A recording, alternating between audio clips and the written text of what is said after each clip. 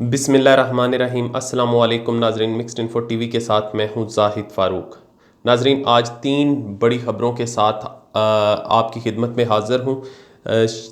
वो तीन ख़बरें कौन सी हैं वो मैं आपको बता देता हूँ, लेकिन सबसे पहले मैं आपसे ये रिक्वेस्ट करूँगा कि जिन दोस्तों ने अभी तक हमारा channel mixed info TV subscribe नहीं किया, सब्सक्राइब कर लें, बेल का आइकन ज़रूर दबाएँ ताकि आने वाली मालूमात को आप मिस ना कर सकें।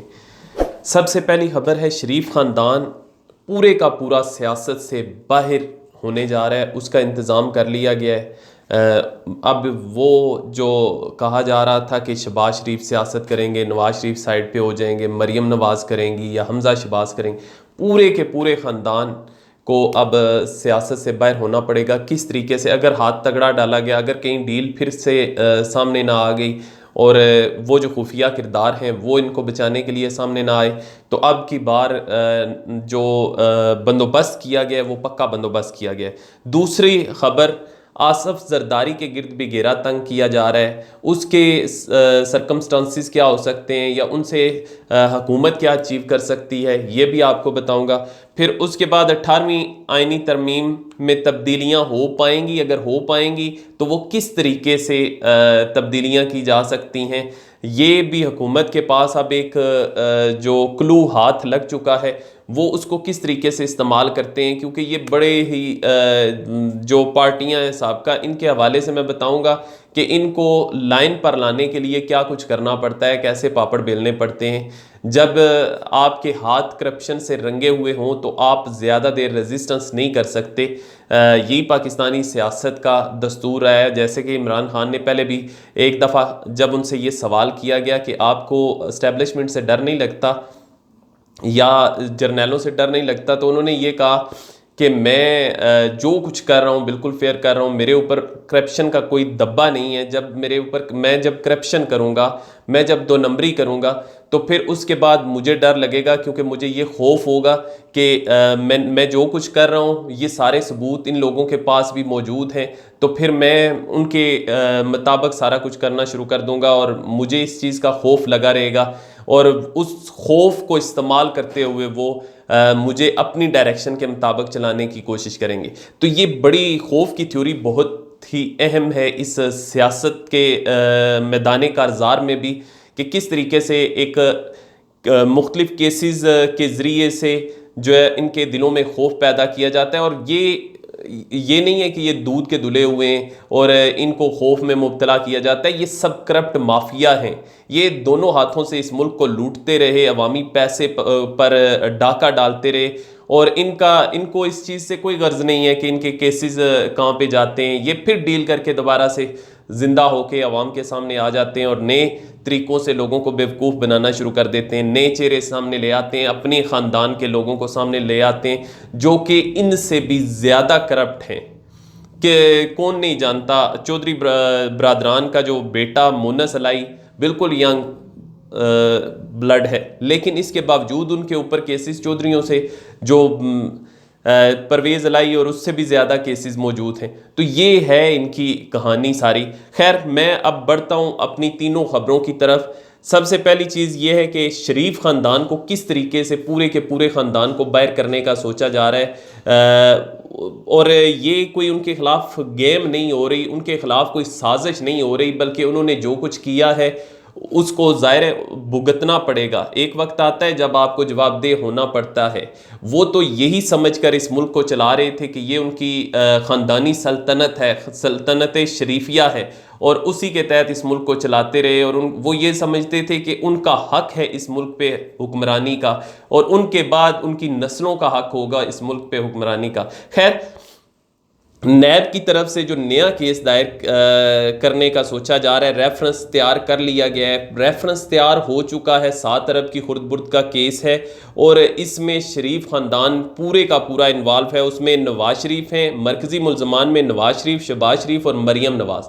जो ये कहते थे नवाज शरीफ को साइड पे करके शहबाज शरीफ सियासत करेंगे या शहबाज शरीफ और नवाज शरीफ को माइनस कर दिया जाए, नई जनरेशन, वो सोहेल वड़ाई से जब उन्होंने शहबाज शरीफ से पूछा तो उन्होंने कहा जी कि मैं 70 साल का हो गया हूँ, मियाँ साहब भी 70 के हो गए हैं, अब हम सोच रहे हैं कि ये फ़ैसला करें कि मरीम का क्या किरदार होगा और हमज़ा का क्या किरदार होगा। हमज़ा पहले ही एसेट बियॉन्ड मीन्स के केस में फंसे हुए, मनी लॉन्ड्रिंग के केस में फंसे हुए हैं, वहाँ से निकलना उनका बिल्कुल भी मुमकिन नहीं है, क्योंकि इतनी गुमनगेरियाँ बनी हुई हैं उस सारे केस के अंदर के उसको सुलझाना, और यही वजह है कि वो अब तक ज़मानत पे, बाकी सब लोग आ चुके हैं, वो बाहर नहीं आ सके। तो ये है, वो पहले फंसे हुए हैं, और नया केस मरियम बीबी और नवाज शरीफ और शहबाज शरीफ के ख़िलाफ़ भी सामने आ गया है। ये केस है जी, मनी लॉन्ड्रिंग, इख्तियारात का नाजायज़ इस्तेमाल किया गया और गैर कानूनी तरीके से पैसा बनाया गया। 7 अरब रुपए का मामला है, जिस पर एग्जेक्टिव बोर्ड का इजलास चेयरमैन नैब ने तलब कर लिया है, और रेफरेंस पूरी तरह तैयार है। और इस रेफरेंस के 16 मुल्ज़मान, जिनमें मरकज़ी मुल्ज़मान नवाज शरीफ, शहबाज शरीफ और मरियम नवाज़ हैं, और इसके साथ दीगर जो इनके मावन थे, सहूलतकार थे, 16 मुल्ज़मान की फहरिस्त है, और जिसमें 4 वादा माफ़ गवाह हैं और 100 के लगभग जो है वो दूसरे गवाहान पर मुश्तमिल एक फहरिस्त इसमें मौजूद है। इसके साथ साथ नैब ने जो मरकज़ी मुल्ज़मान हैं उनसे सवाल भी पूछे इस हवाले से, इस रेफरेंस के हवाले से। ये जो 7 अरब का मामला था, इस हवाले से शहबाज शरीफ, नवाज शरीफ और मरियम नवाज से जब सवाल पूछे गए, तो नैब का ये कहना है कि वो तकरीबन 70% से अबव सवालात थे, 80% के लगभग सवालात के जवाबात ही नहीं दे सके, यानी वो वजाहत ही नहीं कर सके। जो जो सवालात पूछे गए वो आगे पीछे उनको घुमाने की कोशिश करते रहे, उनके पास उनका कोई जवाब ना था। फिर उसके बाद ये जो रेफरेंस तैयार किया गया है, ये 300 सफ़ात पर मुश्तमिल है, और अहम दस्तावेज़ात भी इस रेफरेंस का हिस्सा बनाई गई हैं।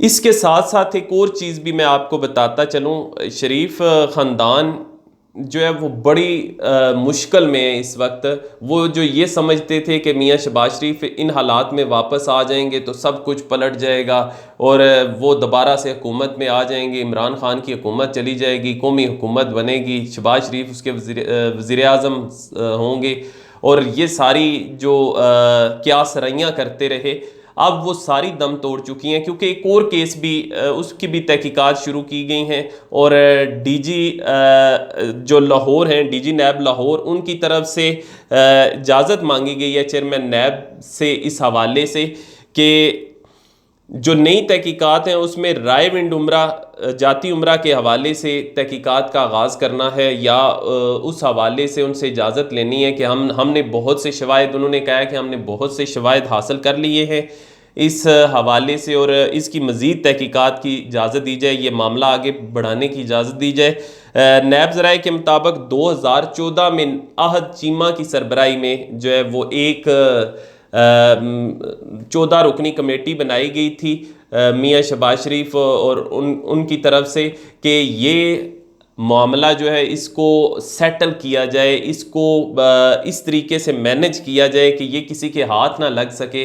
मामलात सुलझाने की कोशिश की गई, लेकिन वो नाकाम हो चुके।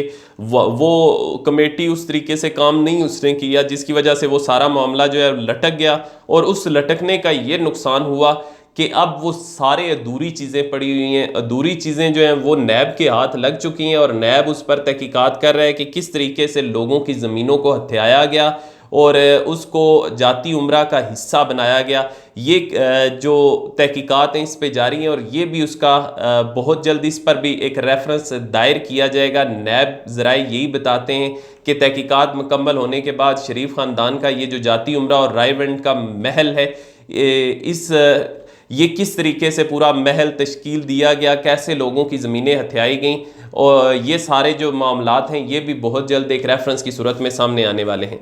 तीसरी खबर, ये तो खैर शरीफ ख़ानदान से मुतल्लक थी। दूसरी और तीसरी खबर को मैं कंबाइन करना चाहूँगा। 18वीं तरमीम का मामला और आसफ जरदारी के गिर्द कैसे घेरा तंग हुआ है। जी, सिर्फ आसफ जरदारी के गिर्द घेरा तंग नहीं हुआ, बल्कि एक और केस पे नैब ने तलब किया आसफ जरदारी और नवाज शरीफ दोनों को, वो है तोशा खाना केस। तोशा खाना केस है क्या, ये मैं अपने पहले एक व्लॉग में बता चुका हूँ, जब ये खुला था, जब इसके बारे में रेफरेंस तैयार किया जा रहा था, तहकीकात हो रही थी, उस वक्त मैंने फौरी तौर पे एक व्लॉग में अपने मिक्स्ड इन्फो टीवी के व्यूवर्स को आगाह करने की कोशिश की, और इसका अब बुलावा आ गया है। जी, जिस तरीके से अब मैंने पहले वाले केसेस अभी बयान किए हैं, इनका भी बहुत जल्द बुलावा आ जाएगा। फिर इस पे हम दोबारा बात करने के काबिल हो सकेंगे। तो अब तोशा खाना केस का जो है वो बुलावा आ गया है नैब की तरफ से आसफ जरदारी को और नवाज शरीफ को, और उनसे और यूसुफ रज़ा गिलानी भी इसमें इन्वॉल्व हैं। असल में ये केस है क्या, जब ये जितने भी सरबराहाने ममलिकत होते हैं, सदर या वज़ीर आज़म, जब ये बैरूनी मुल्क के ममालिक के दौरों पर जाते हैं तो वहाँ से जो तोहफे मिलते हैं वो तोहफे उनकी ज़ाती मलकियत नहीं होती, बल्कि वो तोहफे उन्होंने तोशा खाना के अंदर रखने होते हैं, और वो एक मखसूस अमाउंट होती है, वो देकर उनको अपने यानी विदड्रा करवा सकते हैं। लेकिन उन तोहफ़ों को तोशा खाने में रखने की बजाय इन्होंने ज़ाती इस्तेमाल में ये लेके आए। मुख्तलिफ महंगी तरीन गाड़ियाँ थीं और बहुत से ऐसे ताइफ थे जिनको इन्होंने अपनी ज़ाती इस्तेमाल में वो लेके आए। हत्ता कि नवाज शरीफ का इसमें रोल क्या है, हुकूमत पीपल्स पार्टी की थी, यूसुफ रज़ा गिलानी वज़ीर आज़म थे, आसफ जरदारी सदर थे, लेकिन जो तोशा खाना था उसमें से 3 गाड़ियाँ जो हैं वो नवाज शरीफ ज़ाती इस्तेमाल में नवाज शरीफ को तोहफे के तौर पे दे दी गई। उसमें से महंगी तरीन गाड़ियाँ हत्ता कि वो ले ही नहीं सकते थे, लेकिन फिर भी उनको दे दी गई। तो ये सारा मामला है, ये अब नैब इसको देख रहा है कि किस तरीके से, और इनको तलब कर लिया गया है। अब आते हैं 18वीं तरमीम। अब मैं आपको फिर वापस लेके चलता हूँ इमरान खान के उस बयान की तरफ जो उन्होंने कहा था कि जब कोई करप्शन करता है लीडर या कोई हुक्मरान तो फिर वो ब्लैकमेल भी होता है, उसको परेशानी भी होती है, फिर उसको अपने मुताबिक इस्तेमाल भी किया जाता है। तो यही पाकिस्तानी सियासत में होता आया है। ये लोग जब बार बार करप्शन करते रहे, इनके ऊपर इल्ज़ामात भी हैं, कुछ इल्ज़ामात साबित भी हो चुके हैं, तो फिर ये किस तरीके से अकड़ के मुख्तलिफ़ चीज़ों की मुखालफत कर सकते हैं, क्योंकि जब इनके हाथ रंगे हुए होंगे करप्शन के साथ, मुल्की पैसा लूटने के साथ, अदारों की पामाली के साथ, तो फिर ये मज़ामत नहीं कर सकते, इनमें इतनी जान नहीं होगी। मज़ामत सिर्फ वो करता है जो खरा इंसान होता है, जिसको पता, जिसको कोई डर नहीं होता, जिसको पता होता है मैंने कुछ ऐसा नहीं किया कि जो मेरे खिलाफ इस्तेमाल किया जा सके। तो इन सब ने यही करप्शन की है। अब जब ये नैब के अंदर केसेस जाएंगे तो नैब में मामलात उठेंगे, तो फिर उसके बाद एक नई राह खुलेगी। ये मैं अपना एनालिसिस पेश कर रहा हूँ व्यूवर्स, एक नई राह खुलेगी। इनको भी ये डर होगा कि अब इन केसेस को कैसे ख़त्म करना है, इन केसेस को किस तरीके से हम मामलात को सेटल कर सकते हैं। तो 18वीं तरमीम का रास्ता भी यहाँ से ही निकलेगा, क्योंकि यही लोग मज़ामत करने वाले हैं, और ये जब अपने जो पाँव है इनकी दुम पर आता है तो फिर ये सब कुछ मामलात को सुलझाने की तरफ लेके जाते हैं। मुफाहमत का रास्ता इनके नज़दीक यही है कि इनके साथ जो है वो मामलात नरमी वाले रखे जाएं, और यहाँ से जब ये डील निकलेगी या डील का रास्ता इख्तियार होगा तो वहाँ से 18वीं तरमीम में तब्दीलियाँ जो हैं वो खुद ब खुद सामने आती हुई नज़र आएंगी। ये अपने लिए खुद राह निकालेंगे। और क्योंकि नवाज शरीफ ने जब 18वीं तरमीम पर वोट दिया था तो इसी बुनियाद पर उन्होंने उस वक्त भी डील की थी कि मुझे तीसरी बार वज़ीर आज़म बनने की इजाज़त दी जाए, और वो पीपल्स पार्टी ने कंडीशन शामिल कर दी, हत्ता कि उसको पीपल्स पार्टी को उसका कोई फ़ायदा नहीं होना था। मोहतरमा तो पहले ही एक हमले में शहीद हो चुकी थी, लेकिन वो सिर्फ खालिस्तन नवाज शरीफ के लिए वो शिक्ष शामिल की गई। अब फिर जब इनकी दुम पर पाँव आएगा तो फिर ये नए मामलात की तरफ जाएंगे, और शायद 18वीं तरमीम का मामला भी इन्हीं लोगों के ज़रिए ही हल होगा, क्योंकि और कोई ऑप्शन नहीं है, ना इस्टेब्लिशमेंट के पास ना हुकूमत के पास, क्योंकि हुकूमत के पास अददी अक्सरियत नहीं है। तो ये सारे मामलात जब इकट्ठे होंगे तो फिर यकीनन 18वीं तरमीम के मामले की तरफ पेशरफ्त शुरू होगी। अब तक के लिए इतना ही, मुझे इजाज़त दीजिए। अपना और अपने इर्द गिर्द मौजूद लोगों का बहुत ख्याल रखिएगा। बहुत जल्द एक नए व्लॉग के साथ, नई खबरों के साथ आपकी खिदमत में हाज़िर होऊंगा। अल्लाह हाफिज़।